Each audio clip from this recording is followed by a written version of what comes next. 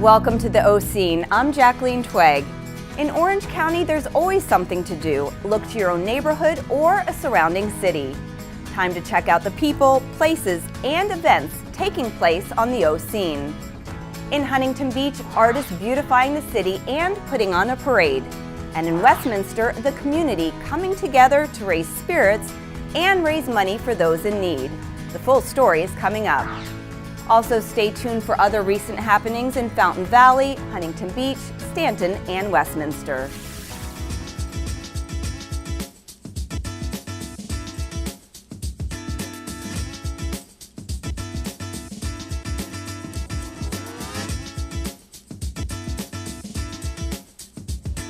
"30 local artists all coming together to work on a passion project put on by the Huntington Beach Public Art Alliance. The goal? To beautify the city. Dumpsters on parade, drawing crowds from near and far to see this one-of-a-kind walking art show. This is a public art event. This was a competition amongst 85 artists and 155 designs, voted on by almost 5,000 people on Facebook. And this is part of what we're doing to beautify downtown and to beautify the rest of Huntington Beach. We did have a very young artist. We had an 8-year-old that actually entered, and she got a commendation from the mayor for the most upcoming artist in Huntington Beach. So all range. We had several older people. We had spray paint, like graffiti artists. We had everything. All the techniques were so different, it was unbelievable. In order to make this idea a reality, Republic Services needed to be on board. I thought, that is the craziest idea I've ever heard of, and I love it. And it was just crazy enough that it could work, and boy did it. Thousands of people here in Surf City are enjoying the art of 30 incredible artists and showing our trash dumpsters in a way that they've never been appreciated before. Waves aren't always this good, but when they are. Catching up with the artists pre-parade, it's apparent many have their own take on what makes Huntington Beach special.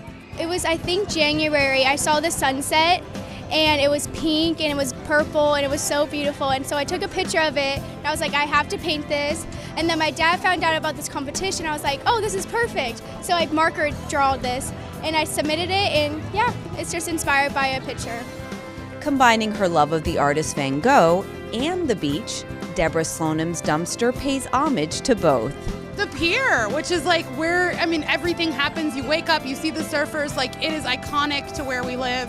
So for me, this is everything. It feels really good. I'm really excited.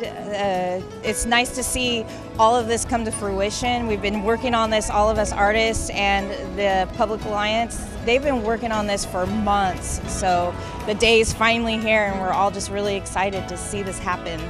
As far as her message, it's true. Huntington Beach is paradise. We have perfect weather year-round. It's always sunny and beautiful.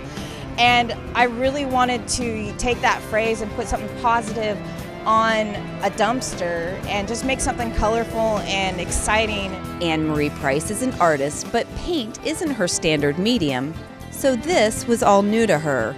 It was a big honor for me to do something like this. It's the first time I've ever done anything like this. I usually work with glass and stone, and I'm a mosaic artist, so this was different for me, but very fun. I really enjoyed it.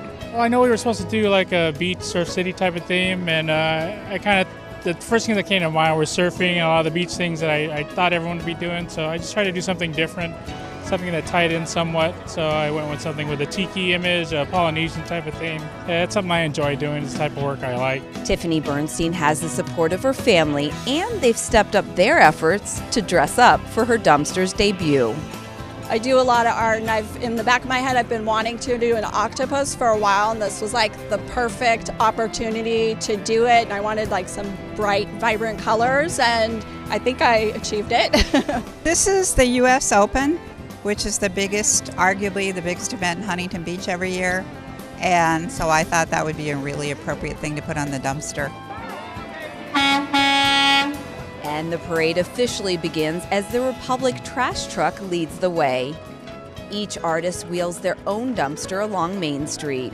Actually, that was really cool. That's a cool way to do something with dumpsters, for sure. It looks like they partner with a lot of artists. It's really beautiful. It's nice. It's like it makes you feel like you're living in a tight-knit community. Heather Turner, it turns out, is visiting from Boston and planned a morning to explore Huntington Beach, not knowing what she'll find.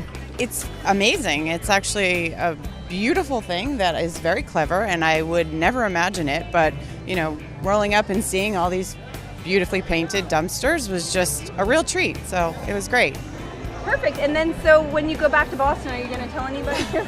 Absolutely. I've already texted people, I've already sent pictures. It's really great, and it's not anything that I ever would have expected. I've never been to Huntington Beach, so to come and see how beautiful it is and then add in this extra layer of an awesome event, it's perfect. The day was filled with music in the streets, courtesy of the Ramsey Brothers Band. And for those who enjoy taking a stroll, there was plenty of art to appreciate and own as well. Stay tuned for more downtown art-inspired projects coming soon. At the end of the event, the top 3 entries were awarded cash prizes. First place goes to Jody Williams for her dumpster diver depiction. Second place, Greg Gilger for his surfing dogs. And third, Hannah Webb for her surfing bear. By the way, each trash bin features a special anti-graffiti coating. Time now to do some island hopping. Central Park in Huntington Beach, the spot to see, feel, hear, and taste the tropics. The 10th annual Pacific Islander Festival gives locals an escape for the day. This is a celebration of Pacific Islanders, but of course we welcome all non-Pacific Islanders and those that love all that the Pacific Island represents. But it's a time for all of us to get together to share our different cultures, but not only with each other, Pacific Islanders, but with the community at large. The way they share their culture through dance, of course. Janae Luna is part of the Couture and Chamorro dance group. She shares what performing feels like. It's pretty exciting, and I think it's kind of a little nervous because you never know what the type of reaction you're gonna get. But at the end of the day, I feel very proud to know where I'm from and to show everyone who we are as people and where we are now. Janae's nephew, sister, and father all turned out to see her on stage and to take in all the festival has to offer. It's cool because my auntie, she dances too right now, so I got to watch her, and my friends because I used to dance with them. My dad is from the island of Tonga, and my mom is from the island of Guam, and I've never been to either one of those islands. We normally do come out to these Pacific Islander events, and this is kind of where I get what my culture is all about. It's always fun because you get to meet the different culture, but it's like going back home. We're in the States, so when this happens, it's a pleasure to go to because you mingle with the people that you know. Mingle and nibble on food and refreshments authentic to each region. No plane ticket necessary. The Tongan food is always good. So you get to plate of chicken, barbecue chicken, or pig, or whatever you want. They have it. 8-year-old Chloe is helping run the kids area, keeping them active and entertained. Today I'm running a kids fitness center, and it's important to get out and exercise because if you stay in and go on your iPad and you don't get enough exercise, you could get really weak and you won't be really strong. Her favorite thing about this day also involves movement. I like to see the dances to tell about the ocean and the sun, and I like them because I like the solar system, and I also like to swim in the beach. Chloe's uncle is the man behind the design for this year's artwork. He's also getting the entire community involved in a mural project highlighting his Samoan culture. I wanted to bring the visual arts to the festival. We often have the singing and the dancing arts, so I wanted to bring the visual aspect to it. So we're doing the live painting of the tapa fabric, and we're just having the community come up and help pitch in painting each panel. There are also mini villages on display where you can meet and learn from the island natives. Here at the Samoan booth, a headpiece is being made with fresh flowers. This is just a flower headpiece that you can wear to any type of event. So it can be like like a birthday party or just going out in town. And there are also snacks, jewelry, crafts, and wares to give one a mini tropical experience, at least for one afternoon.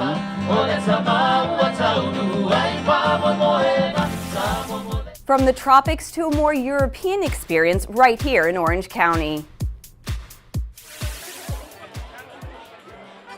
It always feels like Oktoberfest in Old World Village. There's German markets, brews, and boutiques. Now add Wiener Dog Races, and you get the picture. Pure fun.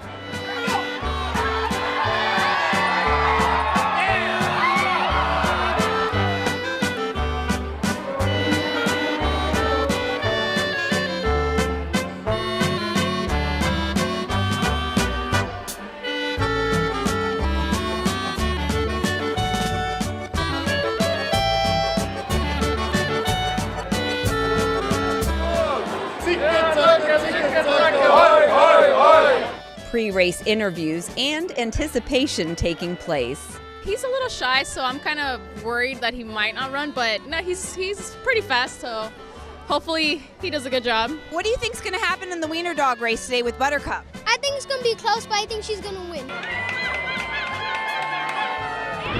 Team Buttercup! It's been very popular since the get-go. People just don't really think that these little short-legged dogs can run, but in Germany they are bred and trained to run fast and get prey to hunt. So that's kind of what they do here. The owners bring some type of toy or treat or friend or enemy, whatever they're going to get them down to the finish line. And that's pretty much it. It's haphazard. We never know if they're going to run. They may run all the way down and turn around, run back. It's just for fun. One clear winner and one clearly confused early on.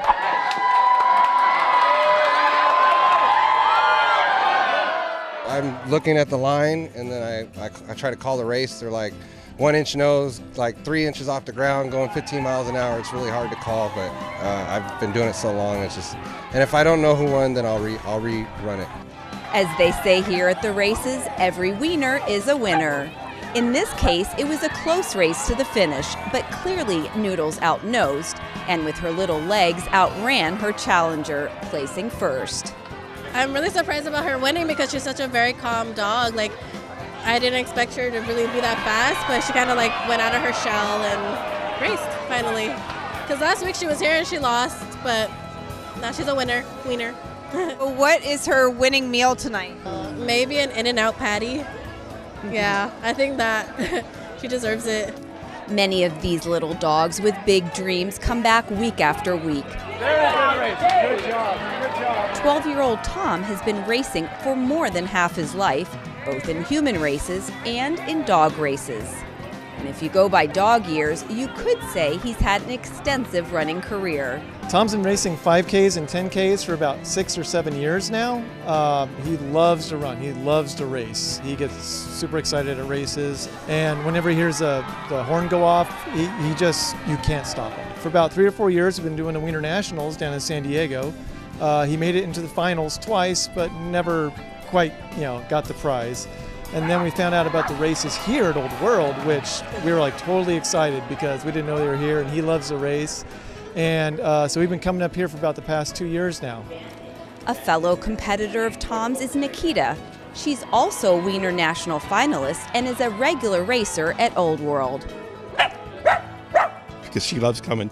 We come around the corner and she knows where we're at, and she gets all excited. She's standing up, she's whimpering in the car when we come around the corner. Darcy is merely a pup and is just entering the racing arena. So far, so good.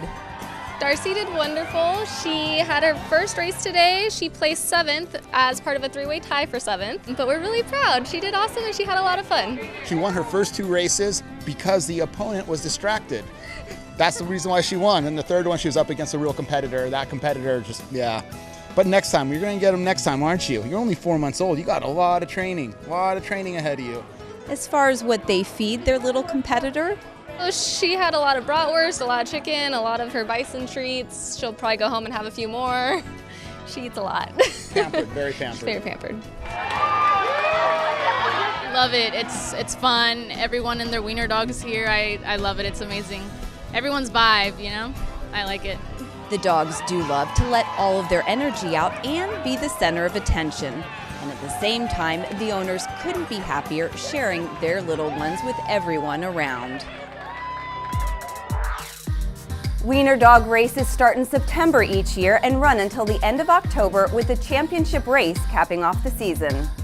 And now to Westminster, where it's all about community and coming together for a good cause.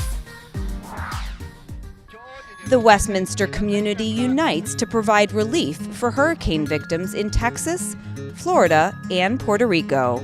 Đã chạy từ sáng tới giờ và bây giờ tiếp tục sẽ chạy vòng quanh. The Walkathon Fundraiser was the focus, and the concerts treated walkers to a day of entertainment.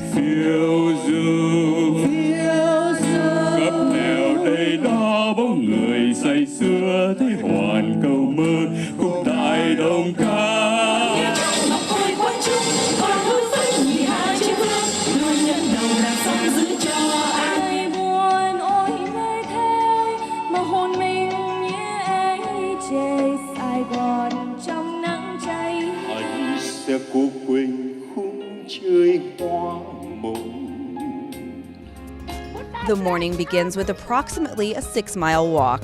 The sunken garden by City Hall is the starting point and continues on to around the Civic Center. After getting a daily dose of exercise, time to celebrate and enjoy a job well done.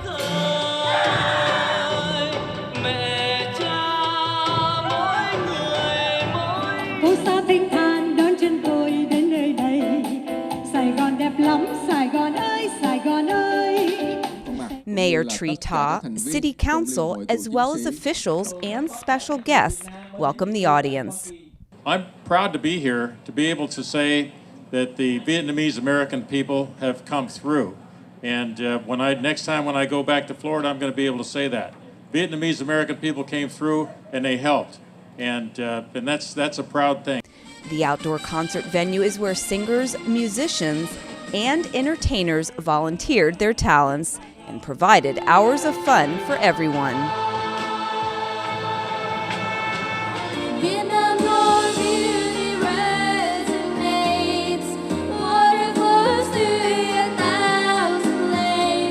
Ước mặt nhìn trời đắng cay lệ rơi.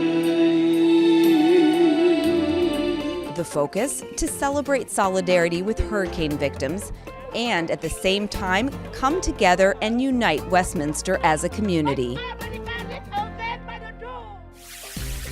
Nearly $100,000 was raised at this event with the help of 27 local organizations teaming up to make this possible.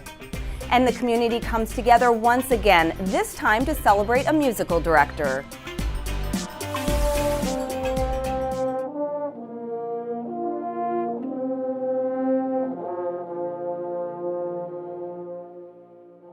The Huntington Beach concert band director, honored for his 40 years leading the all-volunteer group of musicians. It's a tribute performance for a man many admire, held at the Rose Theatre in Westminster.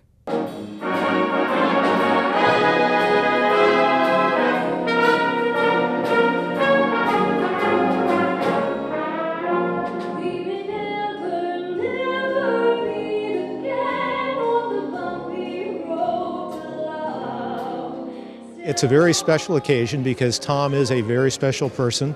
He has to be special in order to be the community leader that he is, giving his time and his talents to the community. And 40 years taking care of an all-volunteer music program that is really a treat to people in Southern California. Thomas Ridley joined in May of 1977 and has been on stage directing ever since. And for good reason. Fun is the good word that comes in because there's such a great group of people, and yes, they are family. This is family number 2. You know, there's my original family with my kids and grandkids, and then this is the really big extended family with the 70 people here in the band. Having done this for so many years, this is home. And Tom has created a warm, welcoming place for everybody. And we really do have a variety of musicians in this group in terms of abilities, ages, professions. Lloyd Glick is 93 years old. Since the age of 11, he's been playing the trumpet. Thanks to his love of the instrument, he continues to play and is one of the original members of the Huntington Beach Concert Band. I've played in probably conservatively 24 bands over the years, and I've played under many conductors. And Tom is, without question, the finest of any conductor I've ever played with. As far as what it takes to make such a fine conductor, there's a certain affinity that develops between the musician out here in the band and the director up here. It's half of the music, half of the playing of the music is not what's written on the music. It's how the man up there interprets it. And you have to learn to read not only your music, but you have to learn to read your conductor. And Tom, with the raising of an eyebrow or the twitch of his nose, can influence the product that's coming out of the band.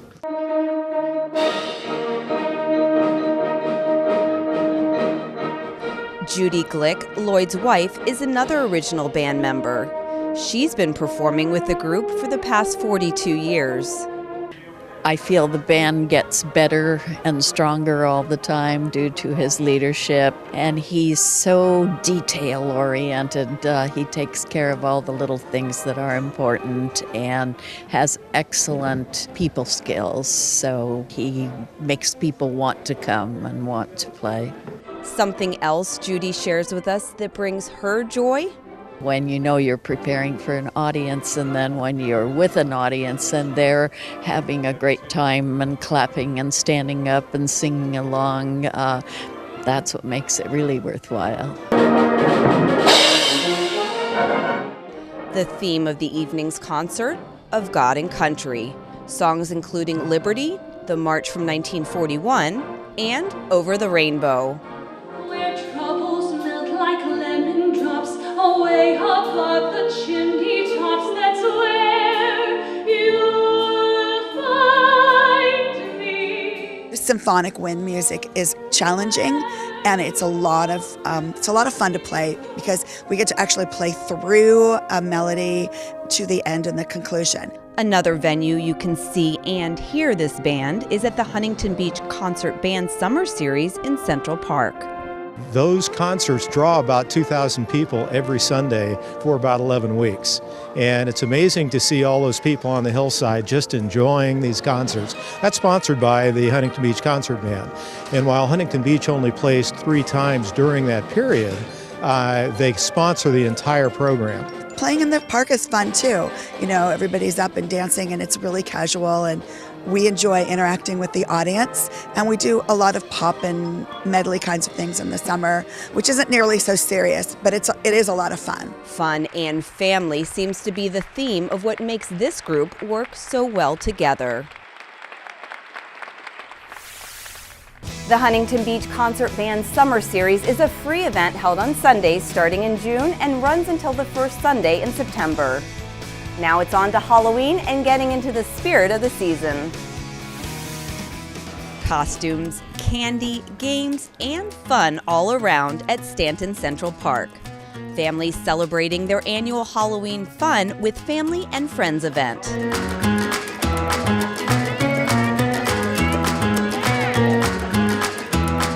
Music and costume contests taking place on the main stage.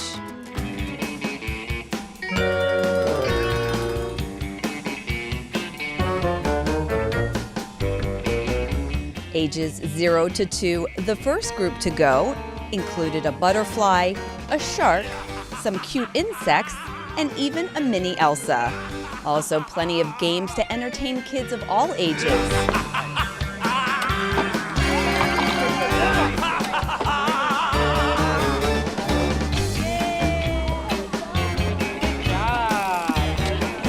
Including face painting and spooktacular photo opportunities all around. After the Halloween fun, fall cleaning underway in Fountain Valley at the e-waste and paper shredding event. An out-of-date computer, perhaps? An old cell phone or printer that doesn't work?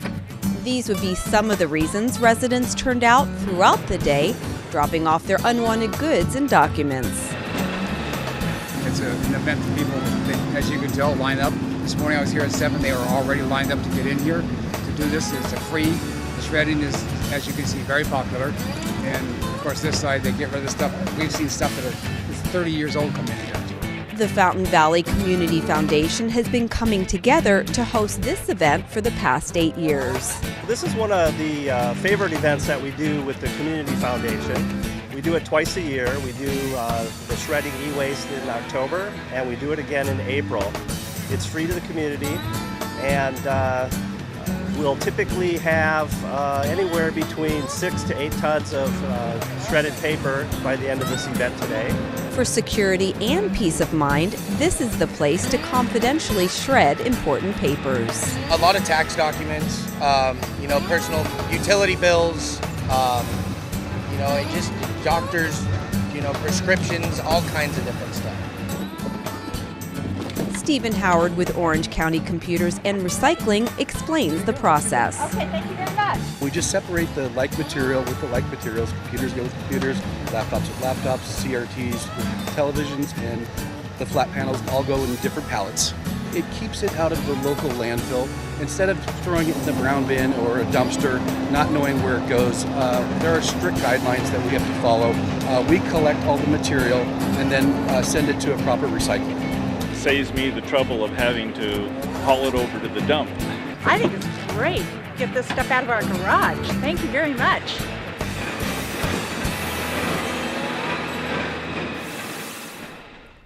In case you're wanting to clear out your garage, the next e-waste event will be held in April. That's all for now, but we hope you'll be inspired to go out and explore all of the experiences awaiting you. Until next time, I'm Jacqueline Twegg for the O Scene.